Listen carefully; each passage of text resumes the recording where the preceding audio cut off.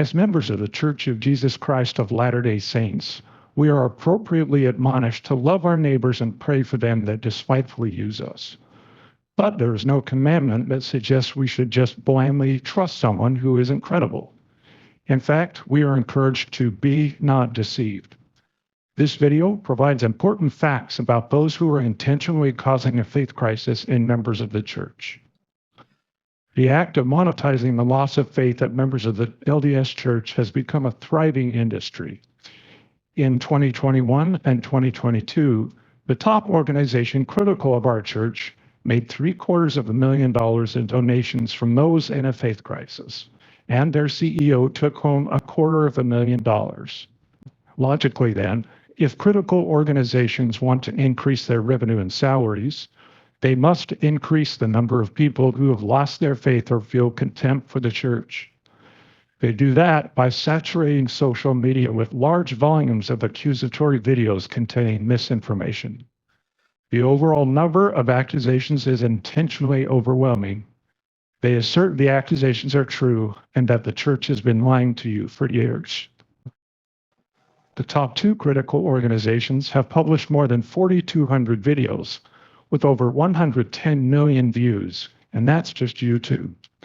There is a direct correlation between the number of views they get and the donations they receive. In other words, the more faith they shake, the more money they make. It's a destructive business model being perpetrated against members of the church without regard to the trauma they cause in members' lives.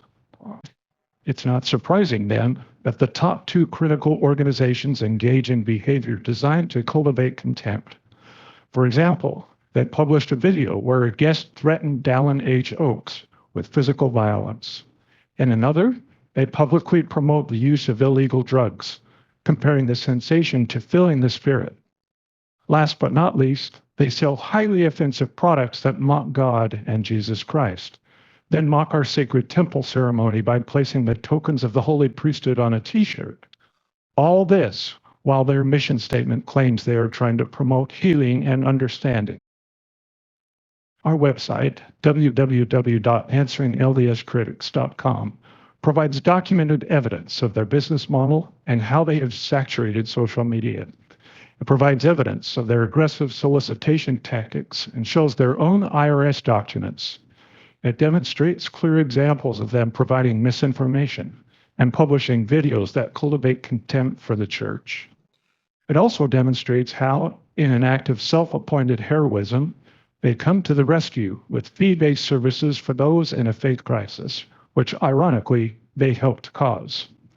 That's like a doctor intentionally infecting a patient so they can make money from the treatment.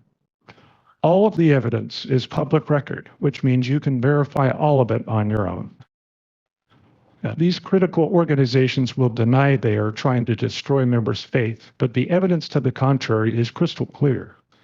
Instead of addressing their own evil business model, critics will instead pivot and point to the amount of money the church has in reserves.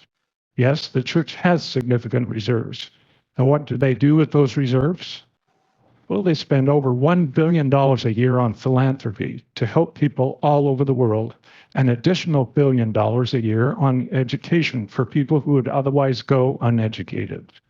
They spend countless dollars every week on helping people buy food, pay their utilities, pay their rent, and so many other things to help them survive.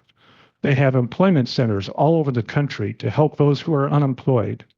They support welfare farms where they grow food for the hungry.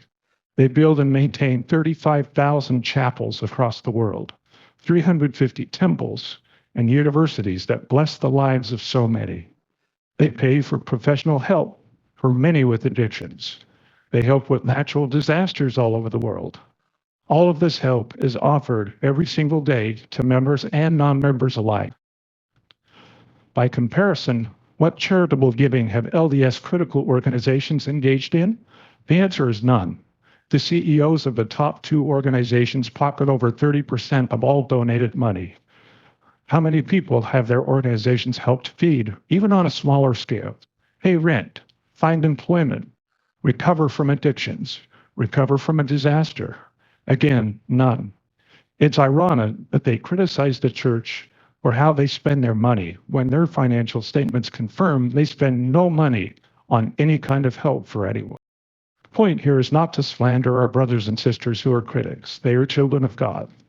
We even hide their faces and names on our website. But what they are doing to members of the church to mislead them, then exploit them for money is wrong. And members of the church need to understand these organizations' credibility is dubious at best.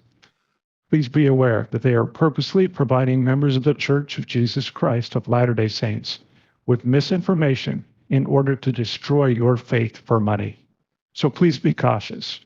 There is no need to place your testimonies on the altars of accusation, but rather focus on Jesus Christ and be not deceived.